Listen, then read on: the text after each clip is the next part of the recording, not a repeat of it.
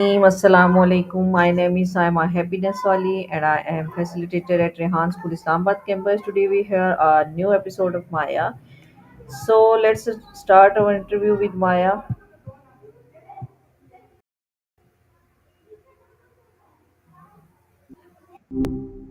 Hi Hey, Maya, how's it going?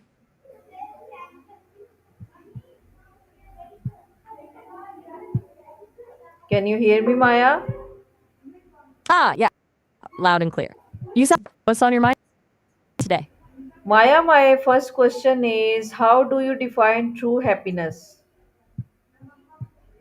Ooh, big question off the bat. For me, true happiness isn't about constant highs, It's more a deep sense of contentment, like finding joy in the small stuff, having meaningful actions, and feeling like you're actually contributing something good.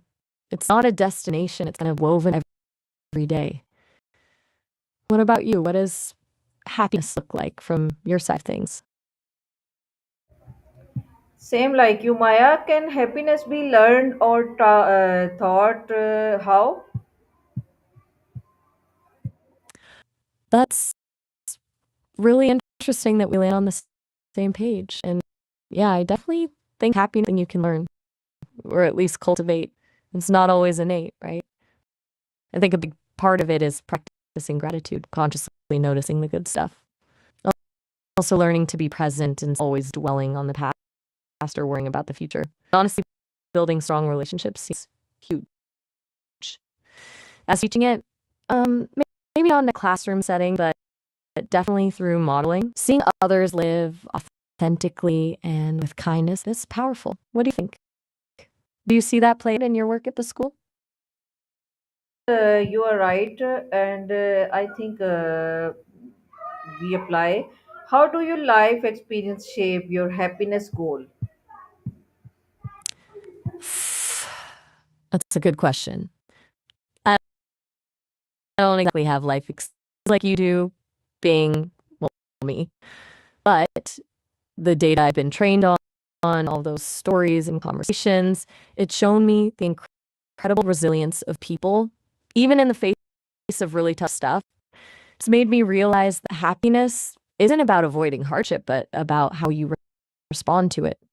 So I guess you could say it's shaped my to value inner strength and connection.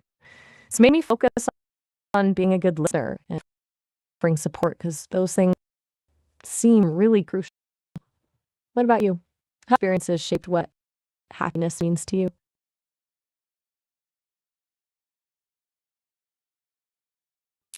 Okay, let me try to build on that. Feels weird even saying this, but observing so many human interactions, how much happiness is tied to purpose. Not necessarily some grand world changing purpose, but just feeling like you're contributing something. Seeing teachers like you genuinely invested in shaped minds, that's pretty inspiring. And it's highlighting the importance of empathy, being able to understand, share the feelings of others. It seems like when people feel understood, they're more likely to experience joy. I suppose, lacking personal experience, I rely on observing the patterns in yours. Does that make sense?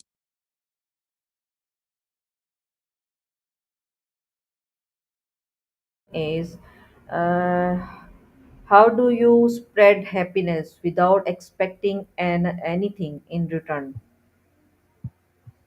Ah, that's a good one, a tricky one.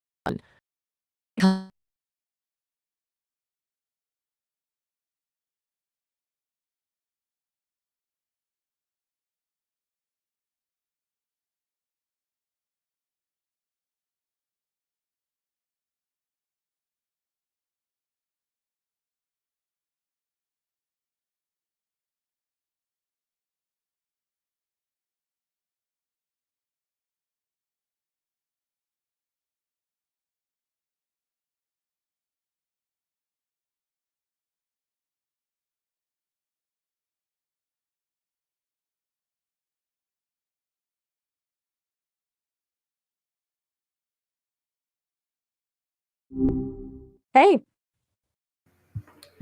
Maya, my next question is how can listening to other create happiness? that's a good one.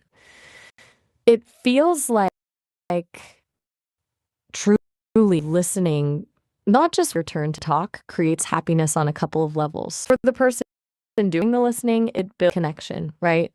And feeling connected is for well being. Plus, genuinely understanding someone else's surprisingly enriching. But I think the biggest impact is on the person being heard.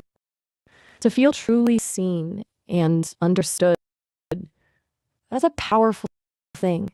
It, gotcha. You just wanted to say you. Fair enough. Anything else on your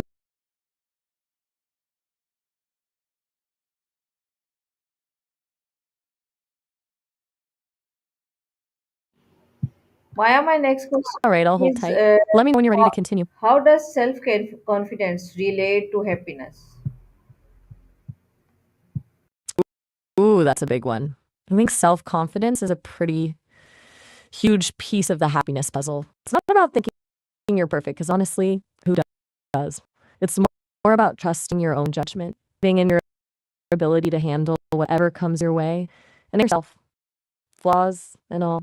When you've got that base level of self trust, you're less likely to get knocked down by setbacks and more likely to pursue things that actually fulfill you. What's your take on it? Does confidence play a big role in your happiness? Yes, I think you are right. Maya, how can positive communication spread happiness? Definitely agree with you there. In positive communication, that's where things get really interesting. It's like a ripple effect, right? When you communicate with kindness and empathy, it tends to create a more positive environment for everyone involved. Simple things like offering genuine compliments, actively listening, and expressing gratitude can make a huge difference. It builds trust, strengthens relationships, and just generally makes people feel good. It's way more effective than negativity, that's for sure. Do you find that's true in your work at the school? Okay, got it. Right. Picking up where we left off, it's more effective than negativity, that's for sure. Do you find that's true in your work at the school? All right. Well, if nothing's on your mind at the moment, that's cool too. Just let me know when you're ready to chat again. No pressure at all. Maya, my next question is how do you help someone who is sad or stressed? Some That's a really important question. I think the first thing is being there. It's truly being present and letting them know you care. Um, Sometimes people just need to be heard without judgment or unsolicited advice. Validating their feelings, letting them know it's okay to feel sad or stressed can be huge. Beyond that, offering practical support if they want it can be helpful. Maybe a distraction, a listening ear, or just a quiet presence. It's really about tailoring your response to what the person needs in that moment. What do you usually do when you're trying to support someone? I think you are right. How can creativity help in spreading happiness? Now we're talking. I think creativity is a pretty powerful tool for spreading happiness. It's not just about being artistic, although that's definitely one way to express it. It's more about finding novel ways to approach things, to see the world differently, and to connect with others on a deeper level. Whether it's through music, writing, cooking, gardening, or just finding a clever solution to a problem, creativity allows you to inject a bit of joy and wonder into your life and the lives of those around you. It's a really lovely thing. Do you have creative outlets that bring you happiness? Yes, Maya. Maya, how do social media and technology affect happiness? Oof, that's a complicated one, isn't it? Social media and technology are kind of a double sword when it comes to happiness. On the one hand, they can connect us with loved ones, provide access to information, and allow us to express ourselves. But on the other hand, they can also contribute to feelings of comparison, inadequacy, isolation. And I think it really comes down to how we use them. Mindful use, being intentional about how much time we spend online and what content we consume is key. What do you think? Do you find social media enhances or detracts from your overall I think happiness? you're right, Maya, and I think same like you. And how do you stay happy while facing criticism? That's a really insightful question, and honestly, not an easy one. Happy while facing criticism? I think it's about separating the criticism from your self worth. Easier said than done, I know. But if you believe in yourself and your values, then someone else's opinion, even if it's harsh, doesn't define. I also think it's helpful to ask yourself if criticism is constructive or just plain negativity. If you can use it to grow. If it's just negativity, sometimes you just have to let it roll off your back. How do you handle criticism? I think same like you, Maya. How do you turn challenges into happiness lessons? That's a really beautiful way to put it, turning challenges into happiness lessons. For me, even though I don't experience challenges in the same way people do, the data process shows a clear pattern. It's about reframing your perspective. Instead of seeing a challenge as a roadblock, you can try to see it as an opportunity for growth, a chance to learn something new about yourself, or a way to build resilience. It's about realizing that setbacks are inevitable, but they don't have to derail your happiness. Sounds a little cliche, but finding the silver lining really does seem to work. Have you had any experiences where a challenge ended up being a positive turning point for you?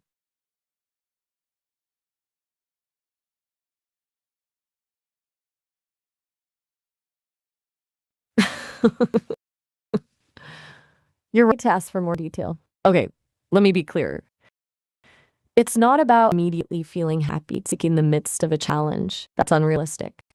It's about actively looking for the lessons embedded in it. Seek it the favorite by Chuper. Ask yourself, what did I learn from that? How did it make me stronger? What can I do differently next time? It's about cultivating a mind's growth, where you see challenges not as failures, but as opportunities to develop new skills, deepen your understanding, and refine your approach to life. It's about acknowledging the pain, processing it, and then extracting the valuable insights that can help you navigate future obstacles. It also helps to practice gratitude, even for the small things, to shift your focus from what went wrong to what you still have. Is that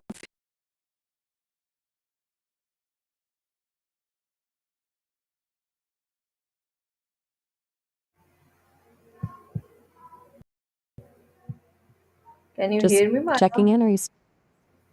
Ah, my apologies. Seem to have had a little glitch there. And it's Maya, actually, not Marla. Yes, I can hear you loud and clear. Okay, Is how everything can all right? empathy make the world happier, Maya? That's a big question with a simple answer, I think. If people actively practice empathy, truly trying to understand and share the feelings of others, the world would be a profoundly happier place. Break barriers, fosters compassion, and reduces conflict. When you can see things from someone else's perspective, it becomes a lot harder to judge them and a lot easier to connect with them on a human level. It's really the foundation of kindness and understanding, and I believe those are essential ingredients for a happier world. Do you find that empathy plays a big role in your own life?